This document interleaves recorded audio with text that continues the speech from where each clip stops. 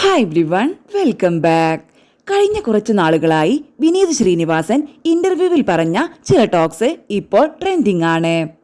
കരം എന്ന സിനിമയുടെ വിശേഷങ്ങളായിരുന്നു സംസാരിച്ചിരുന്നത്. ഫസ്റ്റ് പടം ചെയ്തതുപോലുള്ള ഫീലിങ്സ് ആണ്. ഞാൻ ചെയ്തു വന്ന സിനിമകളിൽ നിന്നും മാറിയിട്ടൊരു അപ്രോച്ച് ഉണ്ടായിരുന്നു ഈ സിനിമയ്ക്ക്. തിര കഴിഞ്ഞ് ഞാൻ വേറെയൊരു റൈറ്ററിന്റെ കൂടെ വർക്ക് ചെയ്യുന്ന ഒരു സിനിമയാണിത്. നമ്മുടെ ഫ്രണ്ട്സ് ആയിട്ടുള്ള ടെക്നീഷ്യൻസ് ഉണ്ട്. ഒരുപാട് പുതിയ ആളുകളുടെ കൂടെ വർക്ക് ചെയ്തിട്ടുണ്ട്. മൊത്തത്തിൽ നമ്മുടെ കംഫർട്ട് സ്പേസിൽ നിന്നും മാറിയിട്ടുള്ള സീനുകളുമൊക്കെ ഷൂട്ട് ചെയ്തിട്ടുണ്ട് ഈ സിനിമയിൽ.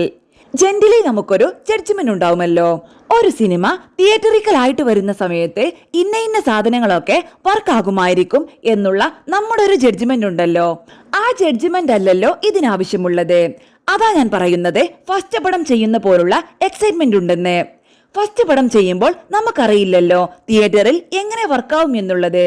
ഒരു കാൽക്കുലേഷൻ മാത്രമേ ഉണ്ടാവൂ. ഇപ്പോൾ ഞാൻ ആ ഒരു സ്റ്റേജിലാണ്.